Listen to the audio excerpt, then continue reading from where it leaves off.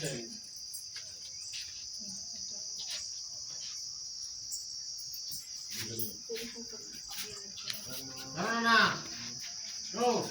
காலைல 7 மணிக்குள்ள வீட்டில் வர சொல்லுங்க. பால் கூட நேரத்தில் கொண்டு வர கலந்து சொல்லுங்க. சரிங்க.